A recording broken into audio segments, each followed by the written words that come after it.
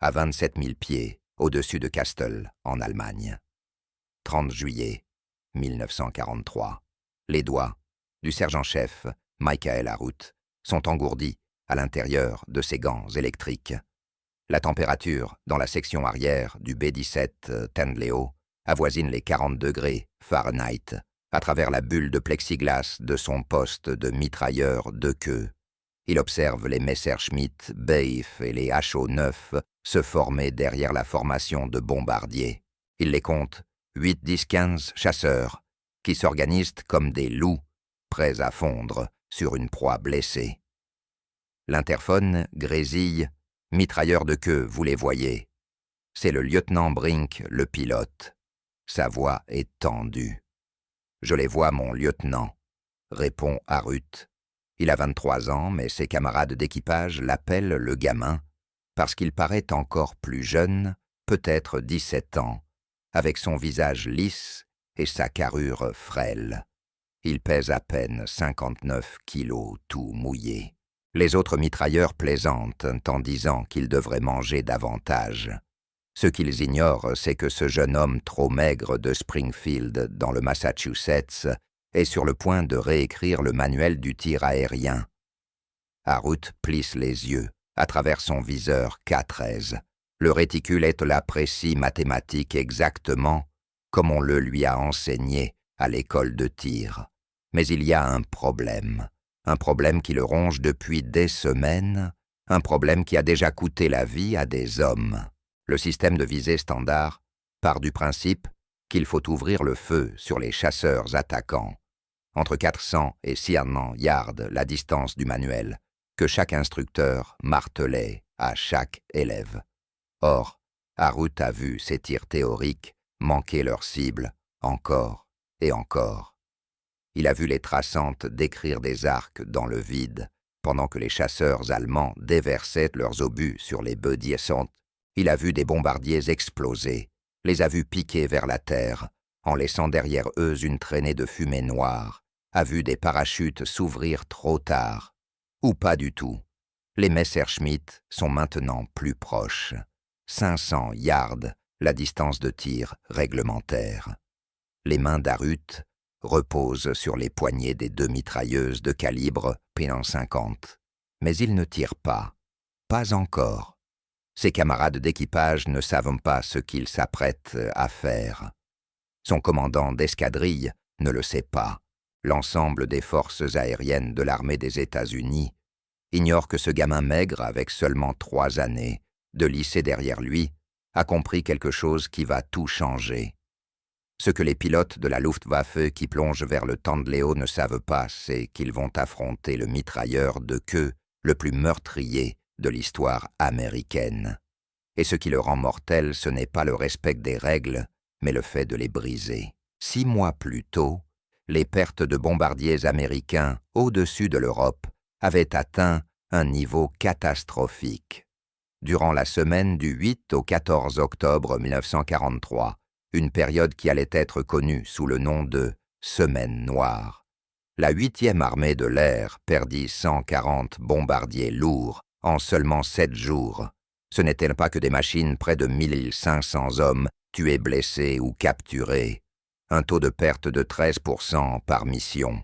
À ce rythme, les mathématiques étaient brutales et simples.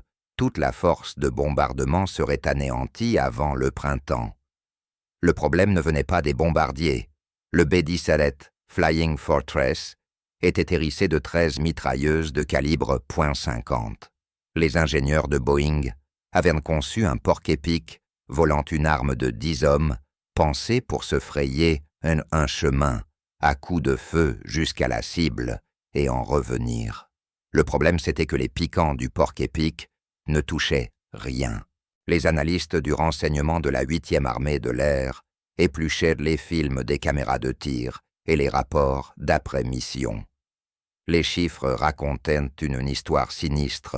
Pour 100 cartouches tirées par les mitrailleurs de bombardiers, moins de 2 touchaient réellement un chasseur attaquant, soit un taux de réussite inférieur à 2%. Les pilotes allemands avaient appris à exploiter les failles. Ils attaquaient par le haut à midi, là où les mitrailleuses de nez du B-17 avaient une portée limitée. Ils arrivaient par le bas à 6 heures, en remontant à toute vitesse, là où le mitrailleur de la tourelle ventrale ne pouvait pas pivoter assez vite. Plus dévastateur, encore ils avaient perfectionné l'attaque frontale, approchant à des vitesses combinées, dépassant 600 miles à l'heure, tirant leurs canons de 20 mm et leurs roquettes de 30 mm, puis rompant le combat, avant que les mitrailleuses des bombardiers ne puissent les suivre. Les forces aériennes de l'armée essayèrent tout. Elles expérimentèrent différentes formations, des boxes serrées, qui concentraient la puissance de feu, mais rendèrent les bombardiers plus vulnérables à la flak. Des formations plus lâches, qui donnèrent à chaque avion de la marge de manœuvre, mais laissaient des brèches exploitées par les chasseurs allemands. Elles modifièrent les B-17 en ajoutant des tourelles de menton pour couvrir le secteur haut à midi. Elles entraînèrent sans relâche les mitrailleurs au tir en déflexion, l'art de devancer une cible en mouvement, viser non pas là où se trouve l'ennemi, mais là où il sera quand les balles arriveront. Mais le tir en déflexion était incroyablement difficile. Un Messerschmitt Bf 109, attaquant à 300 miles à l'heure, se déplace à environ 440 pieds par seconde. Une balle de calibre .50 voyage à environ 2900 pieds par seconde. À 600 yards, soit 1800 pieds, la balle met 6/10 de seconde pour atteindre la cible. Pendant ce temps, le chasseur parcourt 264 pieds. Le mitrailleur doit donc viser l'équivalent de 26 longueurs d'avion devant la cible. Et tout cela en combat à 40 degrés, alors que le bombardier est secoué par les turbulences, qu'il lutte contre l'anoxie à cause d'une conduite d'oxygène endommagée, que les traçantes et les obus arrachent l'aluminium autour de lui pendant que ses amis meurent. Tous les experts étaient d'accord. Les mitrailleurs de bombardiers devaient ouvrir le feu à la distance réglementaire de 400 à 600 yards en appliquant les principes standards du tir en déflexion. Suivez l'entraînement. Faites confiance à la doctrine. Le problème, c'est que la doctrine était en train de tuer tout le monde. Durant les 6 derniers mois de 1943, la 8e armée de l'air perdit plus de 600 bombardiers abattus par des chasseurs allemands. Cela représente 6000 hommes qui ont suivi les règles jusqu'à la tombe. Seuls 25% des équipages de bombardiers parvenaient à terminer leur tour de 25 missions. Les autres étaient morts, mutilés ou en train de pourrir dans des camps de prisonniers allemands. Les statistiques hurlaient que quelque chose d'essentiel n'allait pas. Mais les institutions ne changent pas facilement. Les forces aériennes de l'armée avaient investi des millions pour former 214 000 mitrailleurs, aériens à la bonne technique. Des instructeurs de tir qui n'avaient jamais tiré un seul coup de feu en combat avaient rédigé les manuels et dirigé les écoles. Ils connaissaient les mathématiques, la balistique, la théorie. Ce qu'ils ne savaient pas, c'est que leur théorie était une fiction. Il faudrait un gamin maigre du Massachusetts, un décrocheur du lycée méprisant l'autorité, pour comprendre ce que tous les experts avaient manqué. Michael Louis Harut naquit le 31 juillet 1919 à Springfield, dans le Massachusetts, de parents immigrés libanais.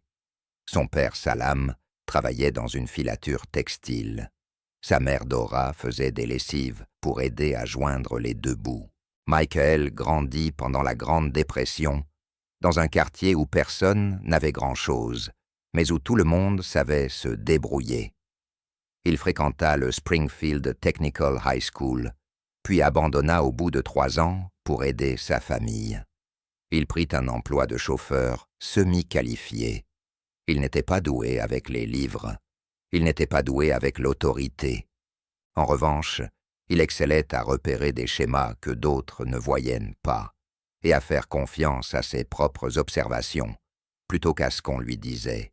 Le 25 août 1942, 3 mois après son 23e anniversaire, et 8 mois après Pearl Harbor, Harut entra dans le bureau de recrutement de l'armée à Springfield.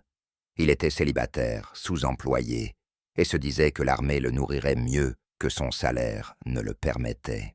Le recruteur regarda ce gamin de 59 kilos et pensa probablement chair à canon.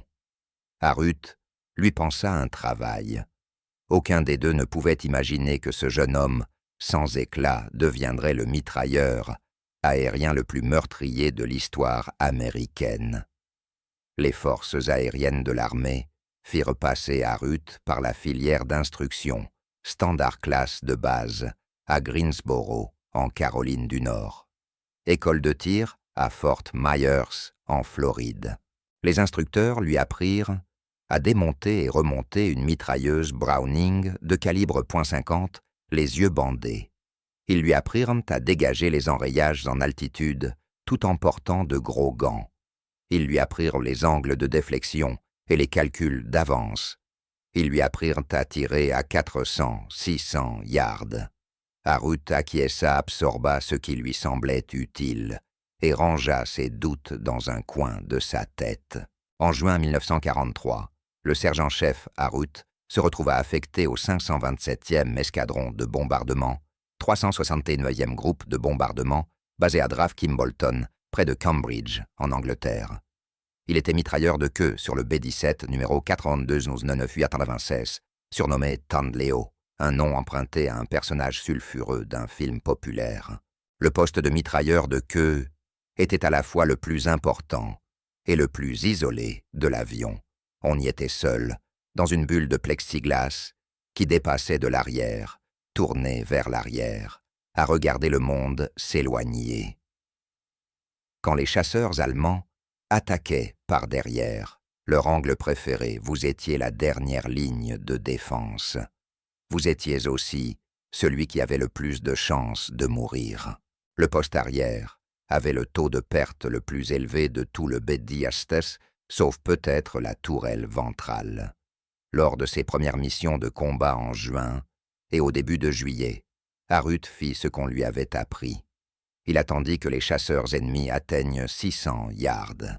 Il calcula la déflexion. Il tira des rafales contrôlées. Il vit ses traçantes manquer. Il vit d'autres bombardiers tomber. Et il se mit à réfléchir. Le déclic ne vint pas en combat, mais au sol, durant ces heures interminables, entre les missions, quand les équipages essayaient de ne pas penser à la suivante.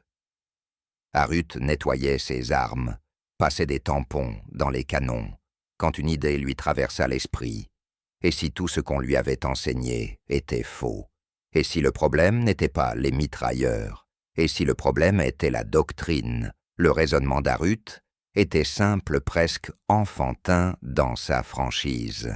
Le manuel disait de tirer à 400, 600 yards, parce que c'était là qu'on avait le plus de chances de toucher la cible. Mais Harut avait remarqué quelque chose. Au moment où un Messerschmitt atteignait 600 yards, il était déjà en position de tir. Les canons allemands de 20 plexomètres avaient une portée efficace de 600 yards. Les roquettes de 38 mm étaient efficaces, au-delà de 800 yards, ce qui signifiait que si vous attendiez la distance du manuel pour ouvrir le feu, le pilote allemand lui vous tirait déjà dessus. Le bombardier encaissait des dégâts avant même que le mitrailleur ne riposte. L'initiative appartenait à l'attaquant. Mais que se passerait-il si l'on inversait cette dynamique et si l'on commençait à tirer plus tôt, beaucoup plus tôt, avant que le pilote allemand ne s'attende à un feu de riposte, avant qu'il n'ait verrouillé sa cible, avant même d'être dans sa propre distance de tir optimale? Les manuels disaient que c'était du gaspillage. Les manuels affirmèrent que la probabilité de toucher à 900 yards était négligeable. Les manuels prévenaient qu'on consumerait les munitions sans aucun effet. Les manuels, pensait Harut, avaient été écrits par des hommes qui n'avaient jamais essuyé de tir. Il commença à expérimenter. Lors de la mission sur Castle le 30 juillet 1943, Harut prit sa décision. Quand les Messerschmitt se formèrent derrière le flot de bombardiers, au lieu d'attendre qu'ils se rapprochent à 600 yards, il ouvrit le feu à 900. Les autres mitrailleurs crurent qu'il avait perdu la tête. « Harut gaspille encore des munitions », marmonna quelqu'un dans l'interphone. Mais quelque chose de remarquable se produisit. Les chasseurs allemands se dispersèrent. Ils rompirent leur formation. Ils ne menèrent pas leurs attaques avec la même agressivité. Un pilote de chasse qui attaque un bombardier doit stabiliser son avion aligné son tir et rester parfaitement steady pendant ces 2 ou 3 secondes critiques où il fait feu. Le tir précoce et agressif d'Harut brisa ce processus. Les pilotes de Messerschmitt se retrouvèrent à traverser des torrents de traçantes de calibre .50 plutôt qu'ils ne l'avaient prévu. L'instinct humain prit le dessus. Ils tressaillirent, ils hésitèrent, ils rompirent pour tenter une nouvelle approche. Et quand ils revinrent, Harut tirait encore. Il n'essayait pas vraiment de les toucher à 900 yards, même si cela arrivait parfois. Il cherchait à détruire leurs attaques avant même qu'elles ne commencent. Le véritable génie de la technique d'Harut apparut lorsque les chasseurs franchirent la barre des 600 yards. Désormais, ils entraient dans un flot continu de feu qui les avait déjà contraints à quitter leurs angles d'attaque optimaux. Ils n'attaquaient plus une cible, ils pénétraient dans une zone de mort. Les 2 mitrailleuses de calibre .50 d'Harut martelaient sans relâche, tirant de longues rafales. Le manuel préconisait des rafales courtes pour économiser les munitions et éviter la surchauffe. Harut tirait jusqu'à ce que ses cibles meurent ou s'enfuient. Lors de cette mission du 30 juillet, au-dessus de Castle, la technique fonctionna. Harut abattit 3 Messerschmitt Bf-109, mais le prix fut terrible. Un obus de canon de 20 mm pulvérisa la conduite d'oxygène de la section arrière. Harut continua de tirer, alors que sa vision se rétrécissait et que ses pensées devenaient lourdes et lentes sous l'effet de l'anoxie. Un autre obus bloqua l'une de ses armes. Il la décoinça avec des doigts engourdis et reprit le feu. Un éclat d'obus lui traversa l'épaule. Il continua de tirer. Quand les chasseurs finirent par rompre le combat, Harut avait détruit son 4e avion allemand de la journée. Lorsque le Tendleo regagna péniblement Kimbolton, la section arrière du bombardier ressemblait à un amas de métal passé au broyeur. Harut sortit de son poste, le blouson de vol, imbibé de sang, et s'effondra. On le transporta à l'hôpital de la base, où les médecins retirèrent des fragments de métal de son épaule et le traitèrent pour privation d'oxygène, mais ce qui se produisit ensuite allait se révéler plus important encore que ses blessures. Les officiers du renseignement débriefèrent l'équipage. Lorsqu'ils arrivèrent à l'affirmation d'Harut, selon laquelle il avait détruit 4 appareils ennemis, la pièce devint silencieuse. 4, répéta l'officier supérieur du renseignement. En une seule mission. Le scepticisme était évident. Des pilotes de chasse réalisaient parfois 4 victoires en un seul engagement, mais ils volèrent sur P-47 ou P-51. Qu'un mitrailleur de bombardier revendique 4 victoires ressemblait à un fantasme, à un choc du combat ou à un mensonge pur et simple. Les mitrailleurs de bombardier ne devenaient pas des as. Ce n'était pas possible. Mais le lieutenant Brink, le pilote, confirma les dires de son mitrailleur de queue. « J'en ai vu 2 exploser. » Le navigateur vit un autre appareil tomber en flammes. Le mitrailleur de sa bord droit confirma le 4e. D'autres équipages de la formation apportèrent des témoignages concordants. Les images de la caméra de tir granuleuses et tremblantes montraient des éclairs de bouche et au moins 2 impacts visibles. La consommation de munitions d'Harut racontait aussi sa propre histoire. Il avait tiré près du double de ce que la doctrine réglementaire recommandait. Les officiers du renseignement envoyèrent leur rapport dans la chaîne de commandement avec une recommandation, la Distinguished Service Cross. Mais il y avait un problème. Lorsque les instructeurs de tir du commandement de l'entraînement entendirent parler de la technique d'Harut, ils furent horrifiés.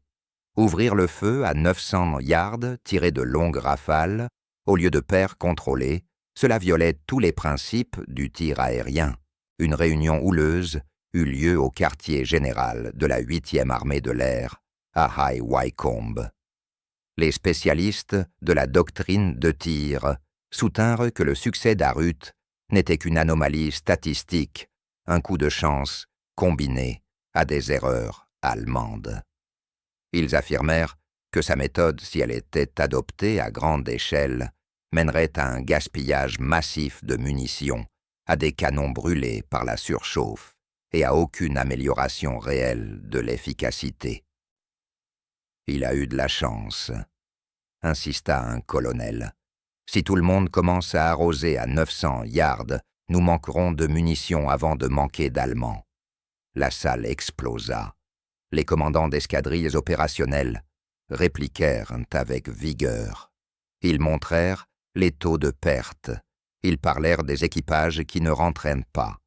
Ils citèrent les images des caméras de tir prouvant que la doctrine standard ne fonctionnait pas. « Avec tout le respect que je vous dois, mon colonel », déclara un lieutenant-colonel, la voix tendue par une colère maîtrisée. Les mathématiques se moquent de la doctrine. Si le sergent Harut peut abattre 4 chasseurs en une seule mission avec sa méthode, et que notre mitrailleur moyen n'en abat aucun avec la vôtre, qu'est-ce que nous sommes exactement en train de défendre ? Le débat aurait pu rester purement théorique sans un facteur décisif.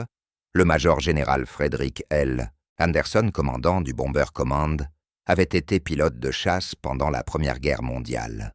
Il avait volé à une époque où le combat aérien était encore en train de s'inventer. Il savait que les meilleures tactiques venaient des hommes qui survivaient au combat, pas de ceux qui concevaient des programmes d'instruction. Anderson écouta les 2 camps, puis trancha. « Testez-la », ordonna-t-il. « Envoyez ce bon sergent parler à nos autres mitrailleurs. Qu'il leur explique ce qu'il fait.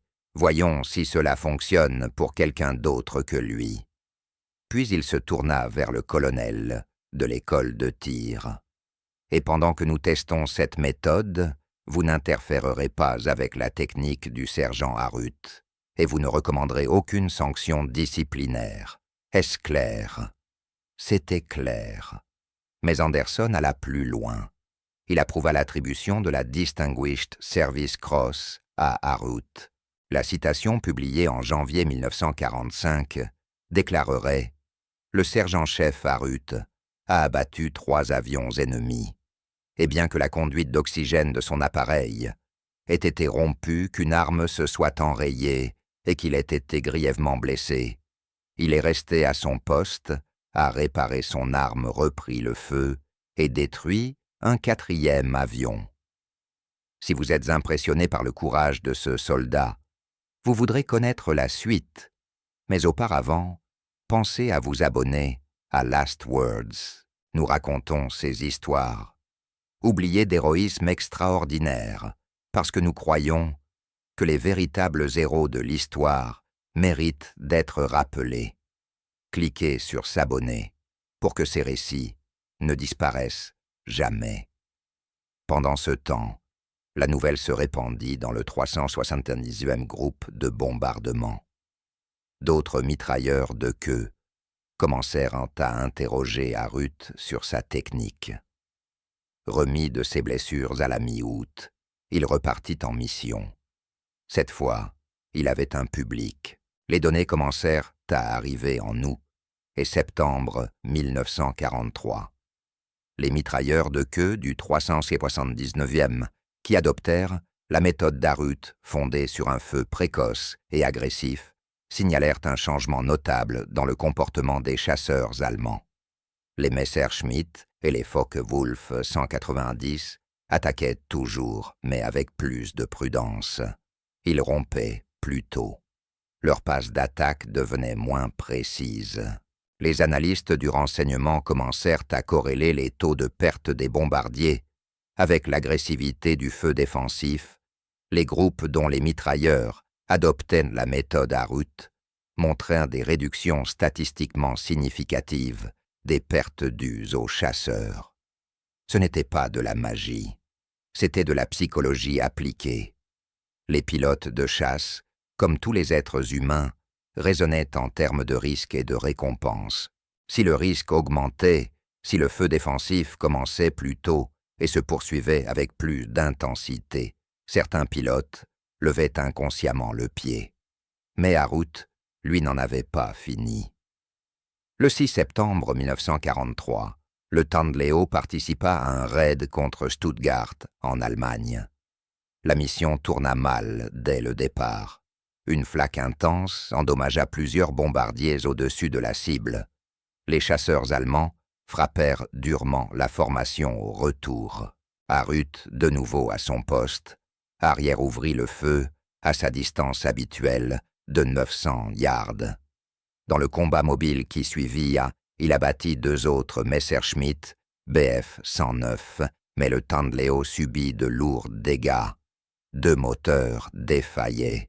Le bombardier perdait de l'altitude. Il n'atteindrait pas l'Angleterre. Le lieutenant Brink prit la décision.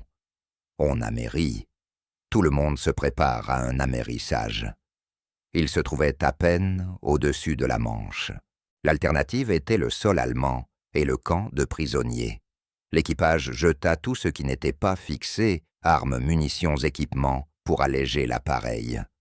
Harut quitta à contre-cœur son poste arrière et se dirigea vers l'avant.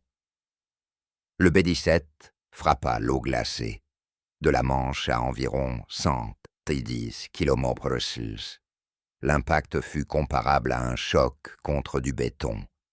L'avion se disloqua, mais l'équipage survécut. Des vedettes de sauvetage britanniques les récupérèrent en moins de 2 heures. Tous regagnèrent la base. Une semaine plus tard, Harut était de nouveau en mission de combat. Sa réputation dépassait désormais le cadre du 379e groupe de bombardement. D'autres unités demandèrent des informations sur sa technique. La résistance du commandement de l'instruction s'effritait sous le poids des preuves. En octobre 1943, une doctrine de tir révisée commença à se diffuser dans la 8e armée de l'air, intégrant prudemment des éléments de l'approche d'Harut. Les nouvelles directives autorisaient les mitrailleurs à ouvrir le feu à des distances étendues lorsque la situation tactique le justifiait. C'était le langage de la bureaucratie, une manière de sauver la face en admettant que le gamin maigre du Massachusetts avait eu raison et que les experts avait eu tort. Harut effectua sa 14e et dernière mission de combat au début de l'année 1944. Son score officiel s'élevait à 17 avions ennemis détruits, le total confirmé le plus élevé jamais atteint par un mitrailleur de bombardiers américain durant la guerre. Certains historiens estiment que le chiffre réel fut plus élevé. La nature même du combat aérien rendait les confirmations précises difficiles lorsque 3 mitrailleurs de bombardiers différents tiraient sur le même Messerschmitt, à qui revenait le crédit lorsque l'appareil s'écrasait. Les registres officiels ne retenaient que les victoires, pouvant être attribuées sans ambiguïté à Harut seul. D'autres mitrailleurs de bombardiers, ayant adopté des tactiques défensives similaires, commencèrent eux aussi à obtenir des victoires. Les pilotes allemands le remarquèrent. Des rapports d'après-action de la Luftwaffe, à la fin de 1943, signalèrent une augmentation notable de la férocité du feu défensif des bombardiers américains. Un pilote de chasse allemand, l'Oberleutnant Hans Burgberger, du Jagdgeschwader 26, écrivit dans son journal « Les mitrailleurs américains sont devenus plus dangereux. Ils ouvrent le feu plus tôt, avant que nous soyons en bonne position. Il faut des nerfs d'acier pour mener une attaque à travers ce mur de traçantes. Beaucoup de nos pilotes les plus récents rompent trop tôt. » L'impact stratégique était mesurable lors des missions particulièrement meurtrières de juillet et août 1943, avant que la nouvelle tactique ne se diffuse. La 8e armée de l'air subissait en moyenne des pertes d'environ 7% par mission dues aux chasseurs ennemis. En mars et avril 1944, avec un nombre croissant de mitrailleurs utilisant un feu précoce et agressif, les pertes face aux chasseurs tombèrent autour de 3%. La différence ne tenait pas à la technique d'un seul homme. Les escortes de chasse à long rayon d'action, comme le P-51 Mustang, jouèrent un rôle majeur, mais les tactiques de tir défensif contribuèrent de manière significative. En restant conservateur dans les calculs, si l'amélioration des tactiques de tir n'avait permis d'économiser qu'un seul point de pourcentage de pertes sur 6 mois d'opération, cela représenterait environ 75 bombardiers, 750 hommes, 750 pères, frères et fils, qui rentrèrent chez eux au lieu de mourir au-dessus de l'Allemagne. Les vétérans du 379e groupe de bombardement savaient parfaitement à qui revenait le mérite. Après la guerre, l'un des membres de l'équipage d'Arut, le mitrailleur de sabord Frank Morrison, lui écrivit une lettre dont un passage disait « Mike, on te chambravait à propos du gaspillage de munitions. Mais tu avais raison, et nous avions tort. Je pense souvent aux équipages qui sont tombés au début avant que les gars apprennent à se battre comme toi. Tu as sauvé beaucoup de vies, mon ami. Grâce à toi, nous sommes rentrés. » L'histoire devient encore plus remarquable. Prenez un instant pour aimer et partager cette vidéo.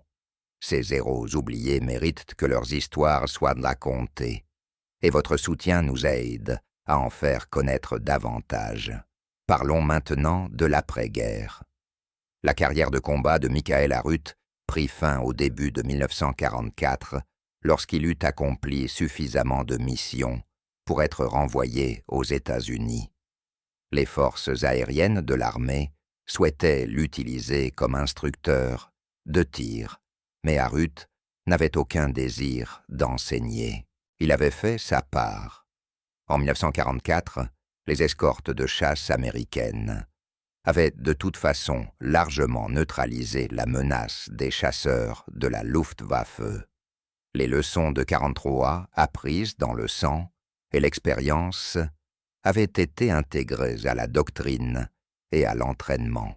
Les nouveaux mitrailleurs, arrivant en Angleterre, apprenaient le feu défensif agressif comme procédure standard, sans jamais savoir qu'il avait été inventé par un décrocheur du lycée qui avait fait confiance à ses yeux plutôt qu'au manuel. Arut ne rechercha jamais la célébrité. Il n'accorda aucune interview. Il n'assista à aucune réunion d'anciens combattants. Lorsque l'armée voulut mettre en avant son palmarès, il refusa. En 1958, il fut choisi comme porteur d'honneur lors de la cérémonie d'inauguration de la tombe du soldat inconnu au cimetière national d'Arlington, une reconnaissance de son statut de mitrailleur aérien américain le plus victorieux. Il accepta parce que c'était un honneur et parce que ce n'était pas à propos de lui. C'était à propos de tous les autres. Michael Louis Arut retourna à Springfield, dans le Massachusetts, en 1944. Il se maria, fonda une famille et reprit le travail. Il parla très peu de la guerre. Ses enfants savaient que leur père avait été mitrailleur, sans qu'il n'entre dans les détails. Les décorations restèrent dans un tiroir la Distinguished Service Cross, la Distinguished Flying Cross, l'Air Medal, avec 2 grappes de feuilles de chêne, le Purple Heart, tout cet attirail, qui signifiait qu'il avait vu et fait des choses qu'il préférait oublier. Mais l'héritage de son innovation survécut bien au-delà de ce qu'il put voir. Le principe qu'il avait découvert qu'un engagement précoce et agressif perturbe les tactiques ennemies, même sans coup. Au but, devint fondamental dans la doctrine de défense aérienne. Lorsque le B-29 Super Fortress entra en service dans le Pacifique, ses mitrailleurs furent entraînés selon des principes qui deviennent beaucoup à l'expérience de combat d'Arut. Le concept s'étendit au-delà du tir aérien, à l'ère des jets. L'idée que les systèmes défensifs doivent engager les menaces à la distance maximale, forçant l'attaquant à réagir plutôt qu'à exécuter son attaque planifiée, devint la norme. Les systèmes modernes de défense aérienne intégrés du bouclier antimissile, Aegis aux batteries patriotes, incarnent ce même principe fondamental. Engager tôt, engager agressivement, forcer l'attaquant à s'adapter à vous. L'analyse statistique donna entièrement raison à Arut. Des études d'après-guerre menées par le Bureau de contrôle statistique des forces aériennes de l'armée montrèrent que les formations de bombardiers, dont les mitrailleurs adoptaient un feu agressif, subissaient de 20 à 30% de pertes en moins que celles dont les mitrailleurs attendaient la distance de tir optimale. L'étude conclut que l'effet psychologique d'un feu défensif précoce influence de manière significative l'efficacité des attaques ennemies, indépendamment de la probabilité réelle de toucher la cible. En jargon militaire, cela signifiait qu'Arut avait raison. Pour ce qui est des mitrailleurs de bombardiers, ces 17 victoires confirmées demeurent un record américain jamais égalé. Les mitrailleurs britanniques du Bomber Command de la RAF obtinrent des scores plus élevés. Wallace McIntosh, mitrailleur arrière sur Lancaster, fut crédité de 8 victoires confirmées et de plusieurs probables, mais aucun mitrailleur américain n'égala le total d'Arut. Une partie de cette différence tenait aux circonstances. À la fin de 1944, la supériorité aérienne alliée au-dessus de l'Europe était si écrasante que les chasseurs allemands défiaient rarement les formations de bombardiers. La fenêtre permettant aux mitrailleurs aériens de devenir des as s'était refermée. Arut s'était trouvé au bon endroit, au bon moment, avec la combinaison idéale de compétences de courage et de pensée innovante. Michael Arut mourut en février 1990 à l'âge de 70 ans. Sa nécrologie dans le Springfield Republican mentionnait son service et ses décorations, sans expliquer ce qu'il avait réellement accompli. Quelques vétérans survivants assistèrent à ses funérailles. Il s'avère que lors de la cérémonie, un représentant du Massachusetts, Richard Neal, fit inscrire un hommage au compte-rendu du Congrès, qualifiant Arut de l'un des héros oubliés de la Seconde Guerre mondiale. La leçon de l'histoire de Michael Arut n'est pas compliquée. Parfois, ceux qui sont au plus près d'un problème voient des solutions que les experts manquent. Parfois, le gamin qui a quitté le lycée comprend ce que les hommes aux diplômes prestigieux ne comprennent pas. Parfois, le courage consiste à faire confiance à ses propres observations, plutôt qu'à la doctrine établie. Et parfois la différence entre la survie et la mort tient à une seule personne, prête à enfreindre les règles, lorsque ces règles sont en train de tuer des hommes. 750 soldats sont rentrés de la guerre parce qu'un gamin maigre du Massachusetts a trouvé une meilleure façon de se battre. Il n'a jamais demandé de reconnaissance, il a simplement fait son travail. Et c'est sans doute cela la chose la plus remarquable chez lui.